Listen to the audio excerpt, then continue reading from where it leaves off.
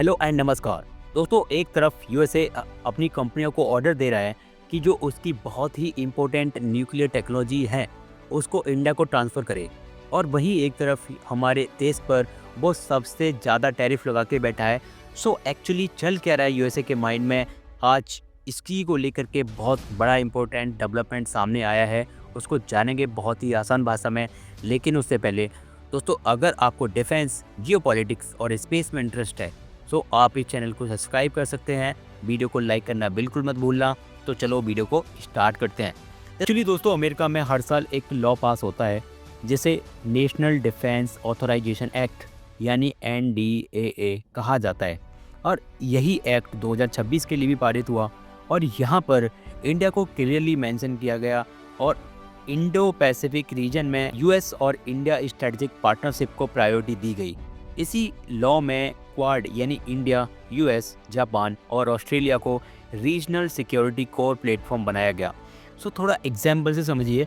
देखो, अगर Indo Pacific एक प्लेग्राउंड है तो यूएसए चाहता है कि इंडिया उस प्लेग्राउंड का स्ट्रॉन्ग डिफेंडर बने, क्योंकि there is no other Quad country beside India and US जो इस काम को कर सकता है। ओके, सो इंडिया के पास वो स्ट्रेटजी है, इंडिया के पास वो स्ट्रेटजिक कैपेबिलिटी है, इंडिया के पास वो पावर है। आई थिंक एवरी कसौटी पर इंडिया बहुत ही अच्छे से खरा उतरने में सक्षम है। ओके, देखो, इसी कानून में एक और इम्पोर्टेंट डेवलपमेंट हुआ है, यानी कि ये कानून कहता है कि इंडिया और यूएसए के बीच एक जॉइंट कंसल्टेटिव मैकेनिज्म बनाया जाएगा जिसका पर्पस होगा इंडिया के न्यूक्लियर लाइबिलिटीज रूल को इंटरनेशनल नॉर्म्स के साथ अलाइन करना। अब ये इंडिया का न्यूक्लियर लाइबिलिटी रूल्स क्या है, इसको क्यों यूएसए चाहता है कि इसको इंटरनेशनल नॉर्म्स के साथ अलाइन करना, बहुत ही आसान भाषा में समझते हैं। लेकिन उससे पहले इसका बैकग्राउंड समझिए। 2008 में इंडिया यूएसए के बीच में एक सिविल न्यूक्लियर डील साइन हुई। एक्सपेक्टेशन क्लियर था कि यूएसए की कंपनियां अब इंडिया में बहुत अच्छे से इन्वेस्टमेंट करेंगी और अपने न्यूक्लियर प्लांट लगाएंगी, और इंडिया को अपनी जो डिफेंस, उनकी जो न्यूक्लियर टेक्नोलॉजी है वो भी ट्रांसफ़र होगी। लेकिन इतने सालों में आज तक भी ऐसा नहीं हो पाया, और कहीं ना कहीं कुछ ना कुछ प्रॉब्लम तो रही होगी ना। ओके, तो इसके पीछे का कारण था civil liability for nuclear damage act 2010, जिसको इंडिया ने पास किया था। तो थोड़ा एग्जांपल से समझिए। देखो, आपने एक कार खरीदी और आपने एक ड्राइवर रख लिया। अब ड्राइवर कार चलाने गया और वहाँ पे एक्सीडेंट हो गया। एक्सीडेंट हुआ किसी और से, कार चलाई किसी और ने, और इसी कार को किसी मैन्युफैक्चरर ने बनाया होगा, है ना। जैसे महिंद्रा ने बनाया, एक्चुअली मान लेते हैं कि महिंद्रा कंपनी ने बनाया। अब गवर्नमेंट क्या कहती है कि ना सिर्फ ऑनर से और ना सिर्फ ड्राइवर से, बल्कि जिस कार को उसने बनाया है, जिसने बनाया है यानी महिंद्रा ने बनाया है, उससे भी कंपनसेशन वसूल किया जाएगा। अब यहाँ पे बताओ कि महिंद्रा क्या कार बनाएगी? नहीं बनाएगी ना, क्योंकि भाई एक्सीडेंट उसके हाथ में थोड़ी नहीं है, चला ड्राइवर रहा है, ड्राइवर के हाथ में एक्सीडेंट होना है कि नहीं होना है। अब ऐसा तो कोई भी जानबूझ के भी एक्सीडेंट कर देगा वहाँ पे, तो महिंद्रा की कहानी खत्म हो जाएगी, है ना। एक्चुअली ऐसा, मैं एक सिर्फ एग्जांपल ले रहा हूँ। देखो, ऐसा ही है। देखो, जो ऑपरेटर कोई और कर रहा है न्यूक्लियर प्लांट को, सप्लायर कोई और है, मैन्युफैक्चरर किसी और ने किया है। गवर्नमेंट कहती है कि तीनों से कंपनसेशन वसूल किया जाएगा अगर कोई भी एक्सीडेंट होता है, जिसकी वजह से क्या होता है, यूएसए और ये यूरोपियन यूनियन की जो एडवांस कंपनियां हैं वो बहुत ज़्यादा हेजिटेट करती हैं इंडिया में इन्वेस्ट करने से, है ना। लेकिन ठीक है, हेजिटेट करना करो, हम तो अपने कानून के हिसाब से चलेंगे, है ना। अब यहाँ पे भी दिक्कत आती है, यहाँ पे यूएसए को बहुत बड़ी दिक्कत आती है। क्या आती है? देखो, अभी आपको पता होगा कि पुतिन 4 से 5 दिसंबर को इंडिया में आए थे। इंडिया और रूस के बीच में एक समझौता हुआ था न्यूक्लियर प्लांट को लेकर के कि इंडिया को जो कुछ भी चाहिए वो टेक्नोलॉजी हम ट्रांसफ़र करेंगे, और इंडिया खुद भी अपनी टेक्नोलॉजी डेवलप कर रहा है। जैसा कि आपको भी पता होगा कि इंडिया अपनी खुद की टेक्नोलॉजी से 5 न्यूक्लियर जो स्मॉल मॉड्यूलर रिएक्टर हैं, जो कि न्यूक्लियर पावर संयंत्र हैं, वो खुद डेवलप करेगा अपनी टेक्नोलॉजी से 2035 तक।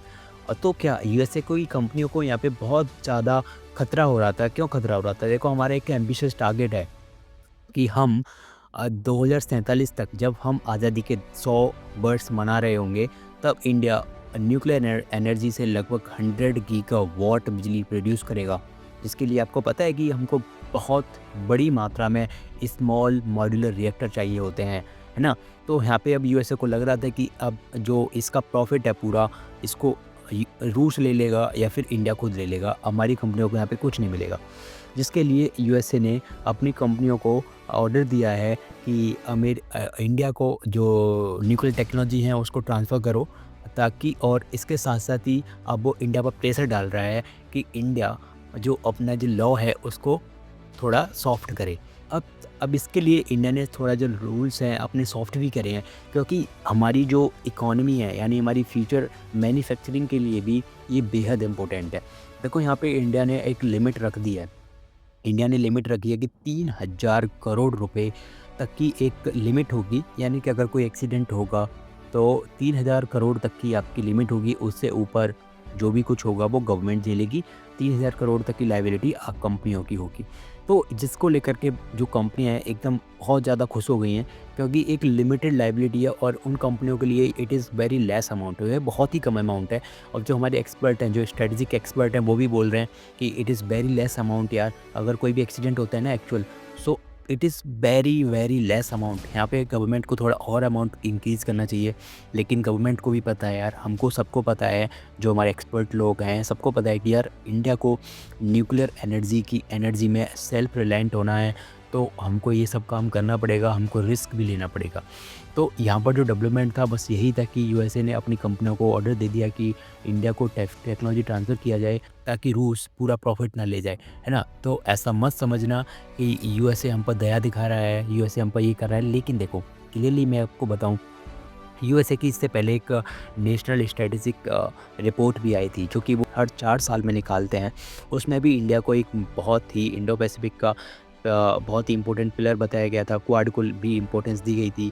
अब इस डॉक्यूमेंट में भी यूएसए ये कर रहा है। तो कहीं न कहीं जो यूएसए का जो डीप स्टेट है, वहाँ पर जो बातें चल रही हैं, वहाँ पर इंडिया आज भी एक स्ट्रेटेजिक पार्टनर है।